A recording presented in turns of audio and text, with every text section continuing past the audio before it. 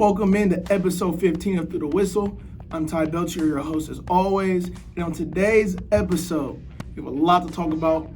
Big day on Saturday in college football. Big day on Thanksgiving as well as yesterday in the NFL. And we're going to get into all of that, I promise. But first and foremost, we have to start off with the only thing that mattered this weekend, the only thing that mattered this whole season, the only thing that mattered this whole everything, the whole year.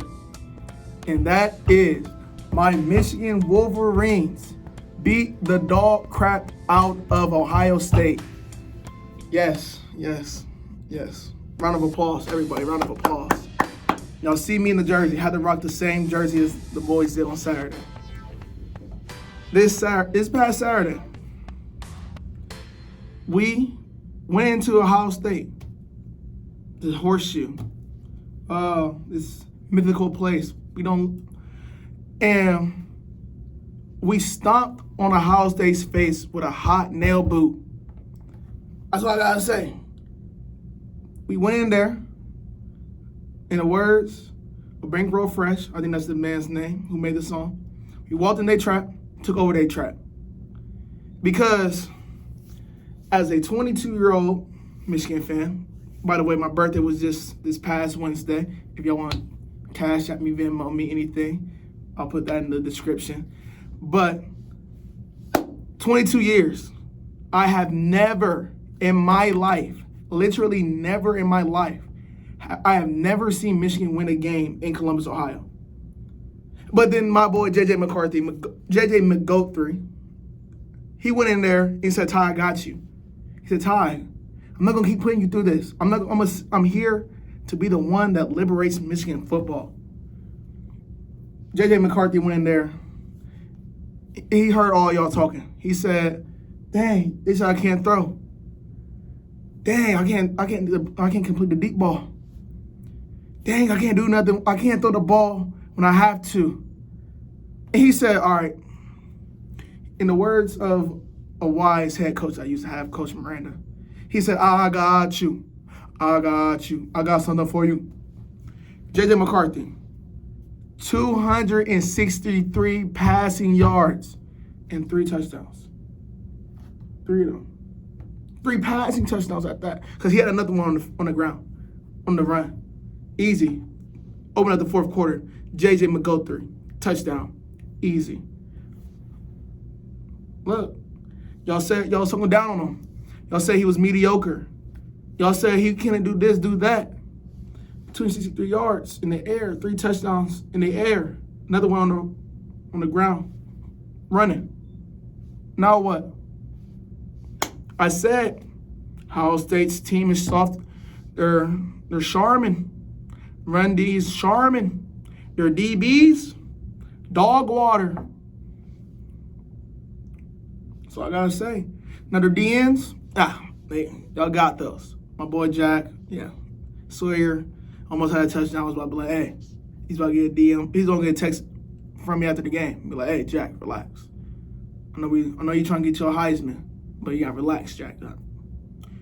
It's never too late, Jack. You end up watching this. It's not too late to come up to the real Big Ten team up there, But Michigan beats Ohio State 45-23. And being there, seeing it with my own eyes for the second year in a row. Also, Michigan 2-0 against Ohio State in games I actually watch in person, Just want to put that out there. Good luck charm. But go out there. We go down early, 7-0. Dang. My brother Kevon asks me, scale 1 to 10, how nervous are you?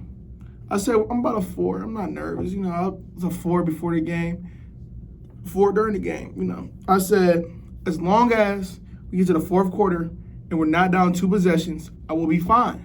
Because as long as we're not in a position where we are still able to run the ball, we are fine. We are still able to use our identity as Michigan Wolverines. Run the ball. Shout out to Mike Hart, Coach Mike Hart. Thank you. But as long as we were in a position to still be able to run the ball and get the job done, I was fine. But if you were to tell me before the game, Ty, at halftime you're only going to have 10 yards rushing. Corum's only going to take, I think, 2 snaps the whole half. Donovan's going to have less than 5 carries. I'm like, oh, we're getting dog walked. It's probably 35-0. We're 10 rushing yards? Dang. But no, it's not what happened. JJ was dealing in the first half. Like 2 tugs, first half. Cornelius Johnson out there looking like, hey, next season, I want my hat in that race about talking about some. I'm one of the best receivers in the nation too. Cornelius, I got you. I will have you on that list come next summer before the season starts. Hopefully I can get you on the show or something. So hopefully my boy Joey V can get me plugged in with you. But Cornelius, field day. Roman Wilson, field day. Making these guys fall. DBs suck. Ohio State just doesn't have them dogs at corner. They don't have. They go back to recruiting in the city or something. Just don't have these dogs up all these 5 stars. What's going on? But we'll continue on to our dominance in a little bit. I want to pivot a little bit to Ohio State. Ohio State, I told y'all, I don't care if C.J. Stroud has 400 yards. He did that last year. He threw all over us. Okay, I don't care. He did it last year. This year, I want over 300 yards. That's cute. Go ahead. Bend, don't break. We bend, but we don't break. Michigan football. Michigan athletics. Come on. Yeah, Mecca Ibuka had an early touchdown. End of the game, 9 catches for 125 yards. Who cares? Y'all didn't win. Next, Marvin Harrison Jr., 7 catches for 120 yards and a touchdown. But when he saw that man, Will Johnson, true freshman from Michigan, number 2, hey, look, my Michigan fans already know, we don't pull out these numbers for people who aren't going to be producing. Will Johnson, true freshman. Here's number 2, the number that Charles the Goat Woodson wore. Here's number 2. Let's see. We don't put it out for just anybody, especially a true freshman. We don't just put it out for anybody. You gotta be one of the ones. Will Johnson the whole season only gave up 1 touchdown. Will Johnson when guarding Marvin Harrison. 2 catches, 20 yards.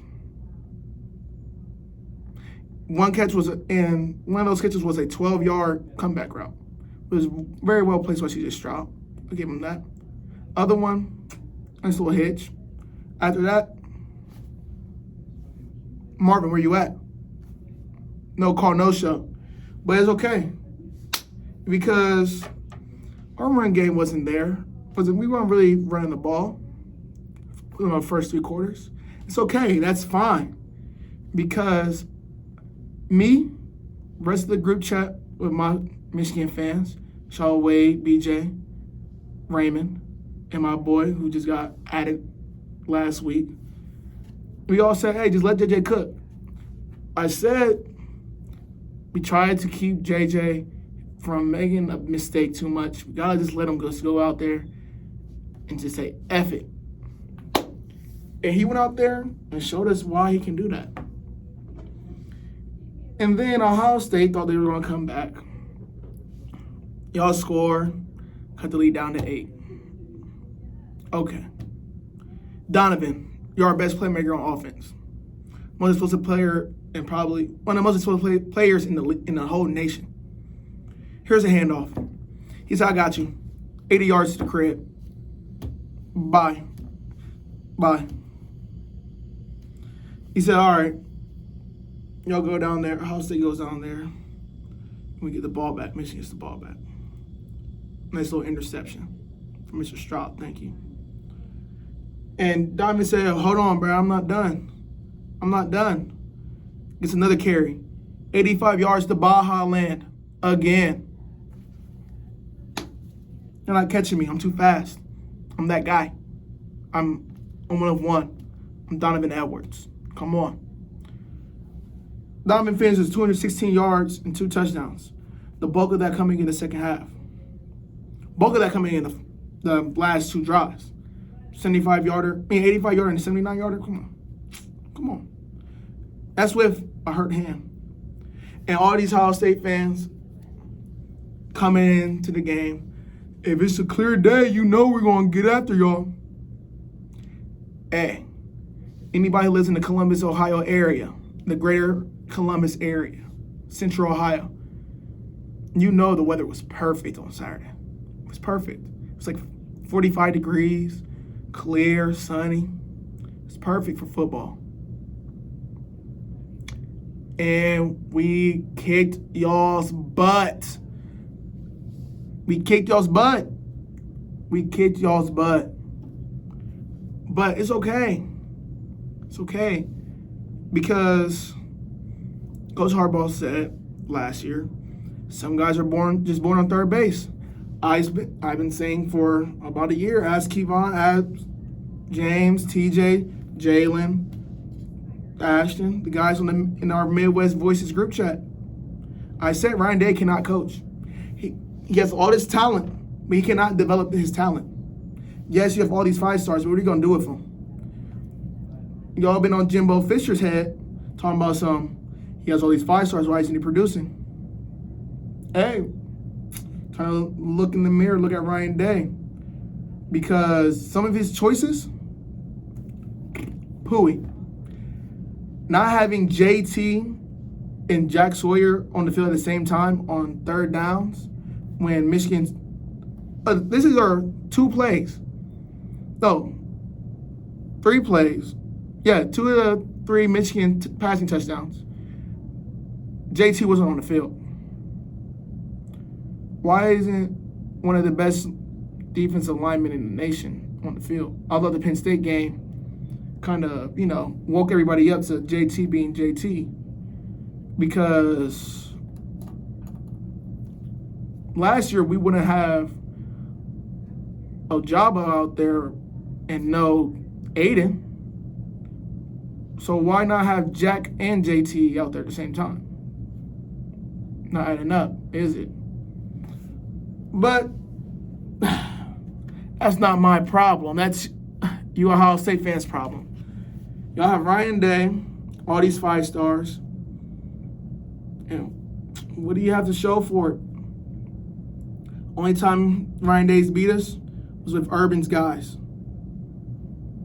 Only time y'all won a Big Ten championship were Urban's guys. Ryan Day, you said you're going to hang 100 on us during that COVID year. We couldn't play because it's a pandemic outside. You got to be safe, protect our kids. We're Midwest Ivy. We value the education. We value the statistics, the stats. You got to make sure our kids are safe. And then we came out of COVID. We just kicked y'all's butt the last 2 years. Say y'all's going to score 100 points. Y'all haven't combined it for 100 points in the last 2 years. Haven't combined it for 60 points either.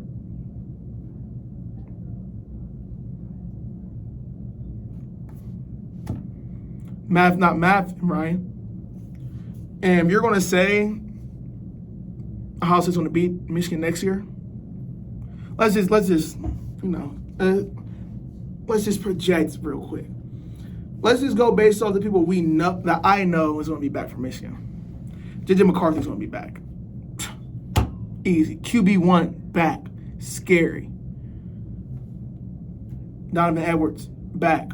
Oh my gosh. Y'all see what he did to y'all. 216 yards, 2 touchdowns. 2 trips to Baja Land. Oh my gosh. Off to a very, very scary start.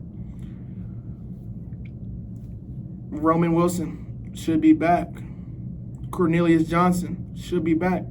Schoonmaker should be back. If not, we have Loveland. Loveland, who also had a touchdown on y'all, he will be back. Most of our defense will be back. Okie will be back. Will Johnson, who just clamped up the person who is the best receiver in college football, he will be back the whole offseason. Come on. Center still. Come on. Who is going to be y'all's quarterback? Oh, wait. Crickets. Because y'all don't have anything for us next year. Y'all have nothing. Welcome to the life of how y'all treat Penn State. How y'all treat, and if we're being honest, the division's going to come down to us and Penn State next year. Y'all won't be in that picture. I'm sorry, because Drew up in Penn State, with that running back they have, let's keep it a band. Let's call it buck a buck. Let's call it spade a spade. Drew's going to go up to Penn State. He's going to be turned. Penn State's going to be live next year. And good thing for y'all, he has to come play in the horseshoe. Because, y'all never lose in the horseshoe. Oh, wait. Y'all lost this year in the horseshoe to Michigan. Oh, wait. Last year, y'all lost to Oregon in the horseshoe. Oh, wait. We do lose in the horseshoe. It's okay. I understand. All you toxic Ohio State fans who, when I was at the game, I was getting booed like I was on the field. And I loved it. I love toxicity. I love the game. I love the hustle. In the words of Peyton Fool. I love getting booed. Y'all booing. I have grown men saying, F me. And I had to respond back, with some other unkind words. Come on. Y'all also doing a lot of talking. And one of the biggest things y'all said, our pass defense got better. 263 yards doesn't really match up well with that, does it? It doesn't. It really doesn't. Ohio State's kind of in that, Pittsburgh Steelers range where it's get carried by the defensive line, get pressure on the quarterback, so you don't really have time to make a good decision. And it's okay. 2-game losing streak y'all have a 2-game losing streak to us. Soon to be 3-game losing streak. Y'all better pray that y'all don't see us in the national championship. Y'all better pray, because we're gonna have Blake back. And if we have Blake back, we're going to run it down y'all's throats.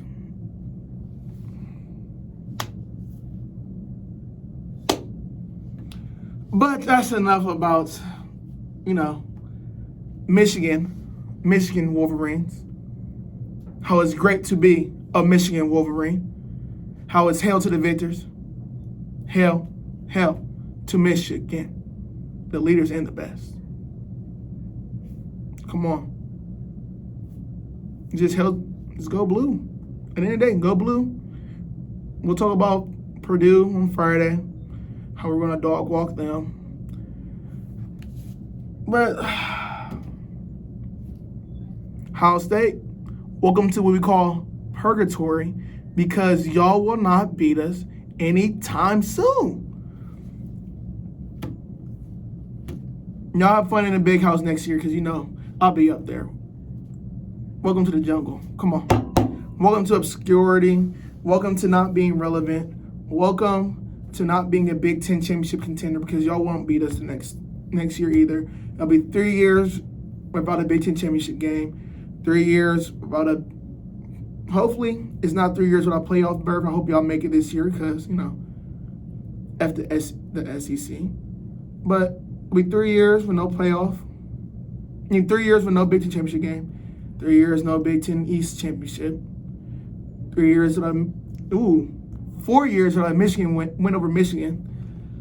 That seat feels pretty hot for your boy Ryan Day. But I know I usually pivot away from that with saying that's enough about that, but it's never enough when you get to talk down on a fan base that is so toxic. Been dealing with that since I was probably 5.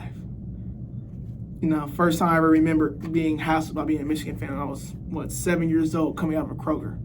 Being told by a 35-year-old man that you'll learn one day, we'll teach you a lesson. Sir, I'm 7 years old. What do you mean by that? Like, what do you mean? And you're going to go driving off, scurrying fast? Like, you're weird. Why would you talk to a child like that? Strange fan base. But the ones that aren't bad, I rock with y'all. My Ohio State fans out there, I rock with y'all. All my family members who are Ohio State fans, I like the little back and forth, kind of our thing. Y'all can take it though, because y'all gave me flack, and y'all are willing to accept the same flack back, which I deeply appreciate. But let's sadly pivot over to the rest of college football. Sadly, not as interesting as my Michigan Wolverines. But at the same time as we were kicking Ohio State's butt, Clemson was fumbling the bag that they literally just got back last Saturday. Clemson lost to South Carolina. South Carolina, coming off a big win against Tennessee, biggest win they've had since Alabama in 2009. Well, 2010. I'm sorry, 2010. South Carolina follows that up with a win in Death Valley. A win in Death Valley. Stop being a crazy long streak for Clemson winning home games. DJ Ugale, 8 for 29, 99 yards. Passing. Only lost by 1 point. DJ,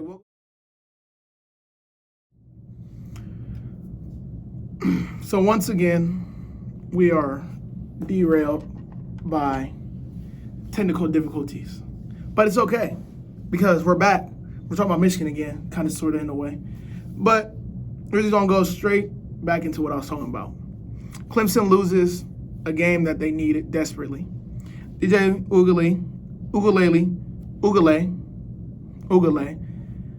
8 for 29, 99 yards against a South Carolina team that we saw Tennessee kind of exposed on defense. But you lost 30-31. Playoff gone.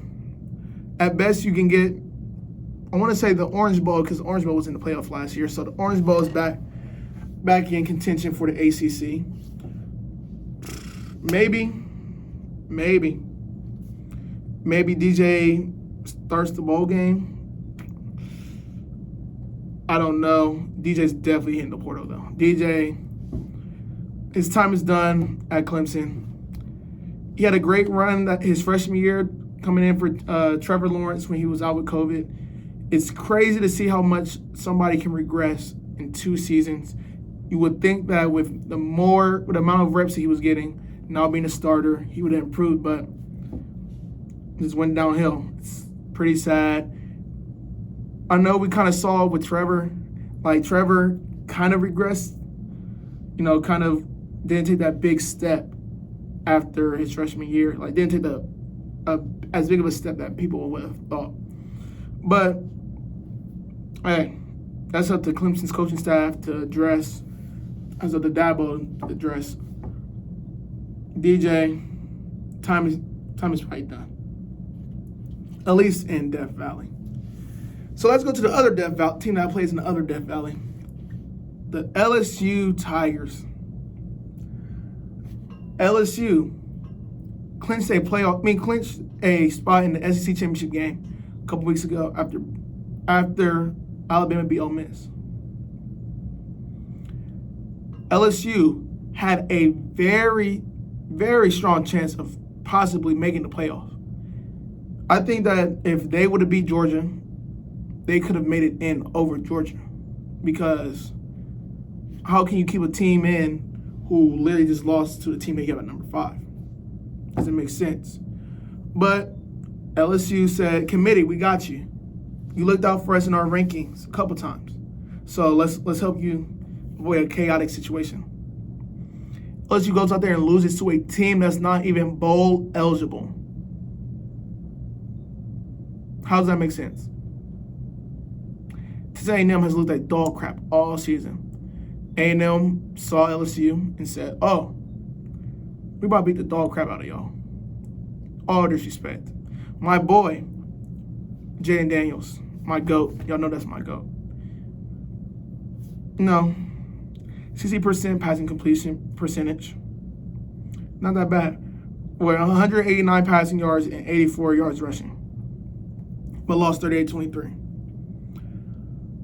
It's very strange to lose to such a bad team like this. It's not strange. I've seen worse, Michigan fan. I saw Michigan lose to App State. But, we're not talking about that. We're talking about all positive moments in Michigan history right now. Just going to sit up a little bit more so you see my jersey a little bit better.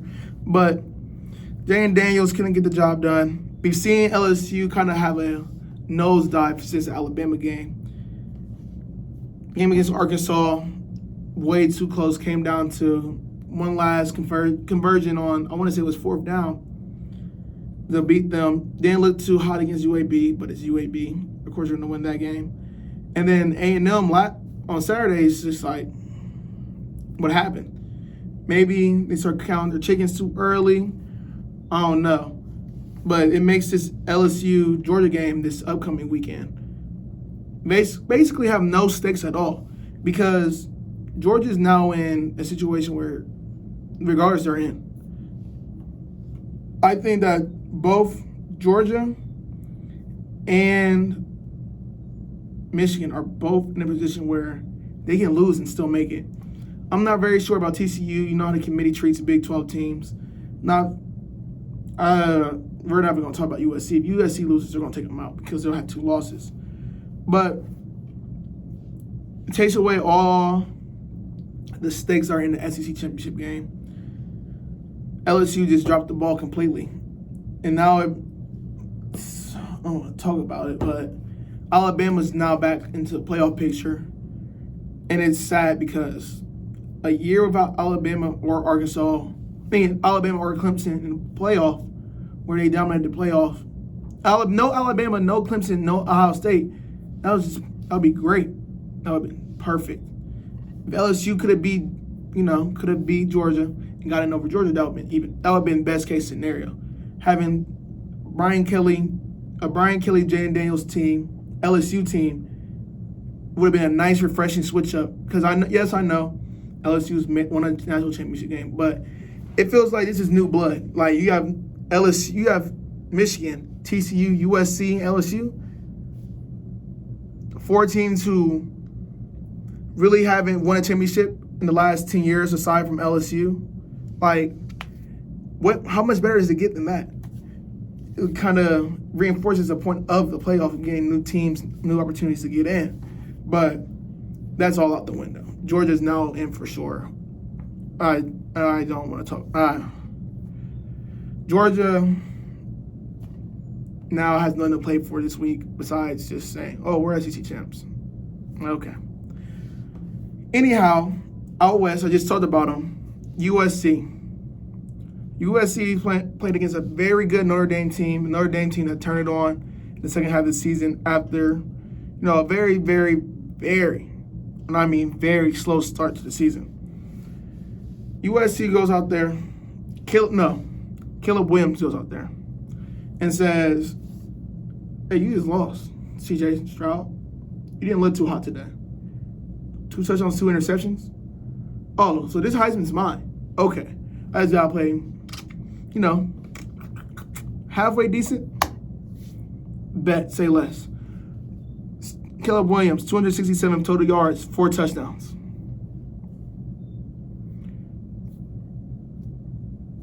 What more do I need to say? Mr. Heisman. All right.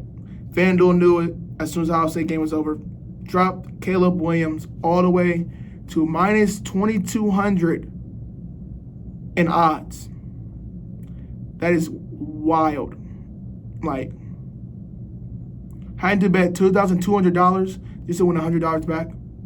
Wild. Shout out to USC. Had to play Utah again. Highly doubt Utah beats them.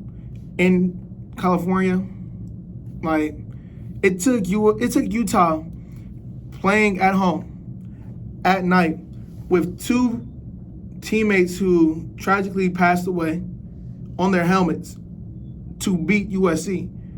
Utah wasn't going to lose that game regardless, because if you're trying to, honor somebody, especially two teammates who you lost, and they're in your helmet, there was no way they were going to lose that game. Like, no, there was no chance for USC, if we're being honest. Like, there was no way. But USC goes out there and handles business against Notre Dame, beats Notre Dame in a more impressive fashion than Ohio State did. So that kind of slams the door on Ohio State being able to jump USC any type of way. So USC will go on to face Utah this upcoming weekend in a game where USC's in a win and you're in situation. USC, handle your business, please. Give me Caleb versus JJ. Caleb, JJ, national championship game.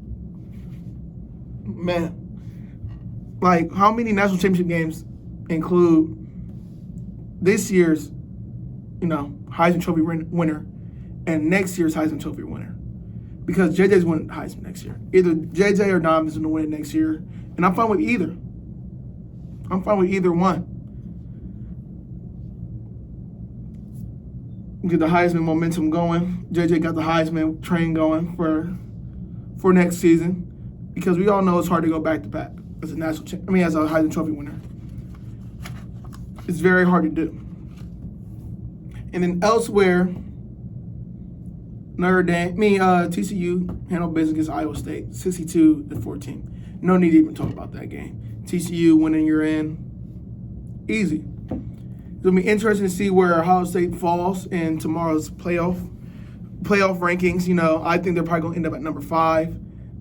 Hopefully they're at number 5. Do not want to see Alabama at number 5, because give it up, committee. No one wants to see Alabama. They're not one of the 4 best teams in the nation. I'm sorry. Ohio State would beat Alabama on a neutral site. Yes. That's a statement, not a question. That's a statement. But anyhow, we'll be right back after this actual break. We'll be right back, talk a little bit about the NFL. Going to get out of here after, we're going to add a little bit more Michigan little seasoning to it. But we'll be right back with episode 15 of Through the Whistle after this short little.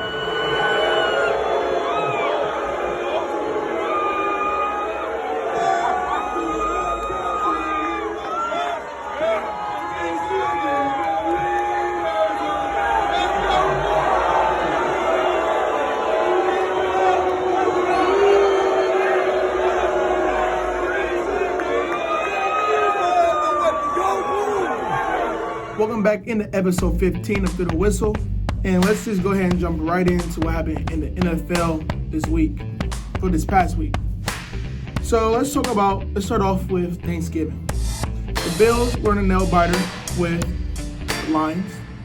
The Lions, who are coming off a 3-game win streak, they're feeling good, playing at home in their usual Thanksgiving Day game. And the Bills came out flat. Allen couldn't find Diggs early. And the thing is, the only thing that matters, honestly, if you get Diggs the ball, you're going to win the game. Like, when Diggs touches the ball, only good things have happened for the Bills this whole season. Bills avoid dropping again because they lose that game. They drop below the Jets again, and it's a whole different can of worms. You don't want to get too far behind in that division, especially with the way that the Dolphins are playing. But Josh Allen, ever since, a very smart young podcast host said that, he's been playing bad, said that he's been turning the ball over. He just proceeded to, prove him right. And I wonder who could have said that. I wonder who that host is somewhere out there. But Bills need to get it together. Got to start playing more consistent. They haven't looked good. They need to play good football. Josh Allen needs to stop turning the ball over. He's good for, I said it, he's good for one dumb mistake per game at the least. And at this advanced stage in his career, you need to stop doing that, Josh. You need to stop. You're not a rookie anymore. You're not a second-year player anymore. You're not. Like, you can't. You can't do that. But you won. You beat the Bills. Congratulations. I mean, you beat the Lions. Congrats. Good job. You beat the Lions. Okay. But in a game that shouldn't have been close, Lions probably should have won that game, but they didn't. Bills just drive down the field. Boom, boom, boom. Field goal range. Let's go home, eat some turkey. The Bills got to get together. They got to lock in because that game against Kansas City is basically gone to waste. The division's still up for grabs. You got to hope that the Dolphins just kind of lose their stride, I guess, because boy, oh boy, those Dolphins are looking amazing. Tua, looking great. Waddle and Tyreek Hill, we know what they're capable of. Defense still looks good, and it's just like, do you really want to go into Miami in the playoffs? I mean, yeah, because you want to be warm. But playing against the Dolphins in Miami is completely different from how the Dolphins had to come to you. So you might want to keep that in mind, Buffalo.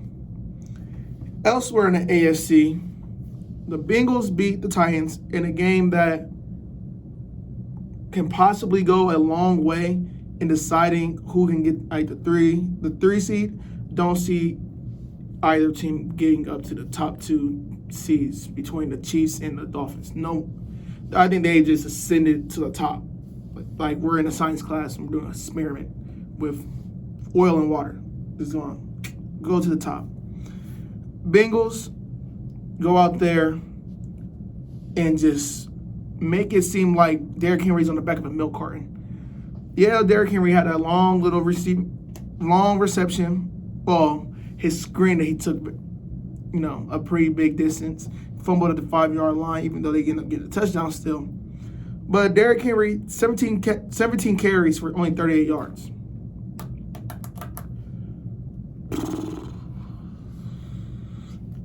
Don't see other top guys. Well, the person who I think is the best running back in the league do that. So, Titans gets stopped. Like, when you stop Derrick Henry, you stop the Titans. Ryan Tannehill is the absolute epitome of mediocrity at the quarterback position. They lose the game 20-16. Bengals just keep winning games without Jamar Chase. Very big game this upcoming weekend against the Chiefs, where if you beat the Chiefs this week, you're in a great position for the playoffs. Like, you're in an absolutely amazing position because to win 3 straight games over the Kansas City Chiefs is very impressive. I don't care what team you are. The Bengals have a chance to not only beat the Chiefs, but be able to be in a situation where they could possibly own a tiebreaker over the Chiefs. Chiefs lose this week to them. Then you would have to the Chiefs will have to bank on not losing another game where they can't rest guys. They can't rest guys. Week was the 18, and the Bengals were like, "Hey, we have a chance at having a top 2 seed, having things run through Cincinnati, something that hasn't been since early in Andy Dalton's career, where they were able to host a playoff game, and to have the whole division, the whole conference running through Cincinnati, or at least 2 rounds coming through Cincinnati, that's huge. That's very huge. Winning will put the Cincinnati Bengals in such a great position. I can't express it enough. We'll talk more about that on Friday. But it's just the Titans' dependency on one person being Derrick Henry. It's insane. It's hard to put all that on one person, especially at running back, where if you don't get the run game going, it's over. You're going to lose. I didn't look up the stat for it, but Derrick Henry, when he has less than 50 yards, Titans don't win that often. Like, it doesn't happen much. And Derrick Henry goes out there, kind of lays an egg, 17 rushes for 38 yards. The next guy we're going to talk about would never do that. And that guy being Nick Chubb. Nick Chubb, against a Tampa Bay Buccaneers defense who I thought would be able to stop the run. And I talked to my friend Coop and asked him about this. I said, do not trust Nick Chubb's rushing yards because the Buccaneers have a top rushing defense in the league. But Nick Chubb said, no, I'm Nick Chubb. That's for those common folk over there. I'm Nick Chubb. I'm the best running back in the league. If there's a SpongeBob, he was number one. Nick Chubb goes out there against Tampa Bay Buccaneers in the rain in Cleveland and just shocks them. Browns just go out there and shock them. Tom Brady, I kind of joked about this with Kevon. I said Tom Brady is very susceptible to losing to a very mediocre quarterback. Loses to Nick Foles, Ryan Fitzpatrick. And that's kind of like Tom Brady's niche. Browns were on the fringe of being out of playoff contention entirely, in my opinion. They would have dropped to 3-8 if they would have lost, but they don't. They improved to 4-7 and a game in the eve of Deshaun Watson being added back to the roster. Deshaun Watson now inherits a team where it's very possible for you to win out and make the playoffs. You kind of have a little bit of wiggle room. You kind of have a little bit more wiggle room now because then you can lose a game. You have a chance of still making the playoffs at 9-8 because the way that the division is right now with the Ravens losing, you got the Bengals. You already have the head-to-head over the Bengals right now. You have the head-to-head over. You also have the head-to-head over the Steelers. And you have a lot of winnable games left, a lot of them. You have a game against the Saints. The Saints. Okay, that's a dub. Dub in the win column for the Browns. You have the Texans. You have the Bengals again. If you can beat the Bengals without Deshaun Watson, you can win with Deshaun Watson. So I'm giving you, that's 3 wins right there. The Steelers. Kenny Pickett sucks. I told y'all this. I tell y'all this every Saturday, every Monday. I'll tell y'all again on Thursday in the next episode after Kenny Pickett sucks again today. That's 4 wins. Now we're looking at 8-7. Now it's, can you go 2-1 in the next 3? You have the Ravens. I think you have the Ravens twice. Yes, it's going to be a tough game, but we've seen plenty of times that the Ravens are susceptible to blowing a game. They just blew a game yesterday to the Jaguars. The Ravens aren't consistent. What's going on? So the Browns are in a very, very, very good spot to still make the playoffs. And that's all you can honestly ask for. Going into the season after Deshaun Watson's suspension came out, it was okay, but do we still have a chance? Will we still have a chance to make the playoffs when he comes back? And it was all about sustaining the ship, trying to get things right, keep things high enough afloat to where when Deshaun does come back, you have a chance of making a run. And yeah, they shot themselves in the foot a couple times early this season. The Jets lost, even though it doesn't look that bad now. But if you actually watching it, they should have won that game. No reason why you're up 2 possessions with less than 2 minutes left and you don't win that game. Because now you could have been 5-6. That's great. Should be the Chargers. Because then you're 6-5. And you have even more wiggle room with Deshaun. But can't go back in time. Not Marty McFly. Lastly, yesterday's games. We're going to talk about the Packers. I know I said we're not talking about a dead franchise. But Eagles win 46-33. But Jordan Love didn't look too bad. He came in 6-9, 113 yards and a touchdown. We're probably going to see Aaron Rodgers get deactivated for the rest of the season probably. See what Jordan Love can do. It's going to be very important because there's a 5th-year option coming up for Jordan Love. You need to figure out what you're going to do with that guy. See if you're going to keep him. Hopefully, he looks good. You either trade him away or trade Aaron away. But the Packers, this is kind of like a best case scenario now that their season's kind of like over and done with. Get Jordan Love and see what he can do, and just see what he can do. See if he's that guy. See if he has anything that you can actually do something with. And then the Eagles just keep their footing atop the NFC. I feel like that's all they're trying to do right now is just trying to make sure that they can sustain it, get to the first round, get that bye week, and then make a run from after that. Elsewhere in the NFC East on Thanksgiving, the Giants lost to the Cowboys. But I do not care because, Michigan won. I was fine sacrificing the Giants for Michigan. I will 10 times out of 10 sacrifice the Giants for Michigan. I'm sorry, Daniel Jones. I'm sorry. But Daniel Jones doesn't have a turnover against the Cowboys this time, which is a great move in the right direction. Like a great step in the right direction. And we picked off Dak Prescott twice, as well as having the meanest backdoor cover that I've seen in a while, with a late touchdown with 45 seconds left to cut the lead down to 8 in the game where we were, I want to say 8.5 point favorite, mean dogs. So, look, my Giants covering machines. But we allowed Zeke to run for 90 yards and Tony Pollard to run for 60. Schultz kind of has a field day. And so it's same old Giants. But in our division, we have the Commanders coming up. We have the Eagles twice coming up. Two teams who are also in the playoff picture right now.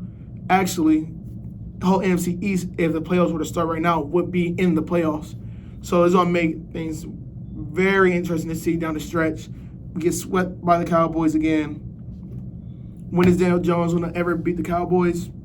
The world may never know, like a Tootsie Pop. But that's enough for today's episode.